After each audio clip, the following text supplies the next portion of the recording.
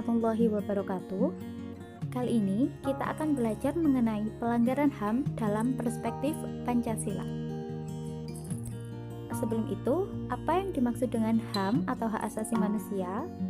HAM atau hak asasi manusia merupakan hak yang melekat pada diri setiap manusia sejak awal dilahirkan, yang berlaku seumur hidup dan tidak dapat diganggu-gugat oleh siapapun.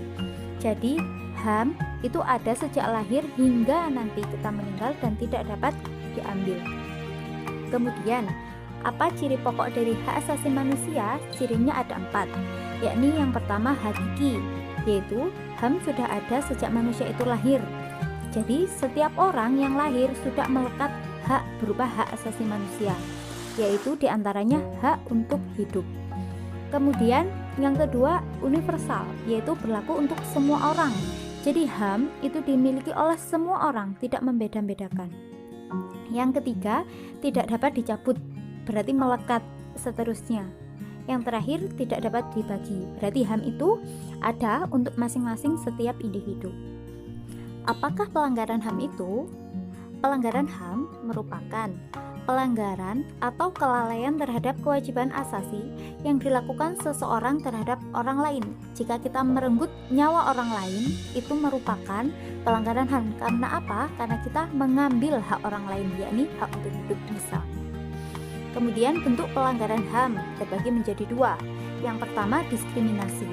Diskriminasi merupakan suatu pembatasan, pelecehan atau pengucilan yang langsung maupun tidak langsung didasarkan pada pembedaan manusia atas dasar agama, suku, ras, etnik, kelompok, jenis kelamin, bahasa, keyakinan maupun politik. Kemudian yang kedua penyiksaan, merupakan perbuatan yang dilakukan dengan sengaja sehingga menimbulkan rasa sakit atau penderitaan, baik jasmani maupun rohani pada seseorang. Jadi, meskipun kita tidak melakukan penganiayaan secara fisik, jika kita melukai perasaan orang lain, termasuk dalam pelanggaran HAM dalam bentuk penyiksaan. Contohnya bullying. Kemudian, kasus-kasus pelanggaran HAM di Indonesia berdasarkan sifatnya terbagi menjadi 2. Yang pertama, pelanggaran HAM berat, yaitu kasus pelanggaran HAM yang berbahaya dan mengancam nyawa manusia hingga mengakibatkan kematian. Terbunuhnya Marsinah. Siapa Marsinah? Marsinah adalah buruh. Dia meninggal di Porong Sidoarjo. Kenapa termasuk pelanggaran HAM berat? Karena mengambil nyawa seseorang. Kemudian peristiwa Trisakti dan Semanggi. Kenapa termasuk pelanggaran HAM berat? Karena peristiwa tersebut merupakan kerusuhan dan menimbulkan korban jiwa. Jadi termasuk dalam pelanggaran HAM berat.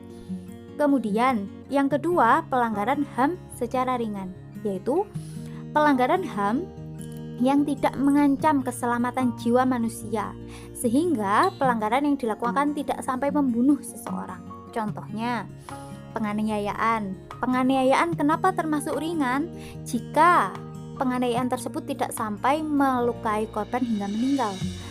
Kalau misalnya penganiayaan disertai pembunuhan termasuk HAM berat. Yang kedua, bullying contohnya. Bullying adalah kasus yang sering dijumpai. Bullying termasuk pelanggaran HAM ringan karena melukai jiwa seseorang, tidak sampai melakukan secara fisik atau sampai terjadi penghilangan.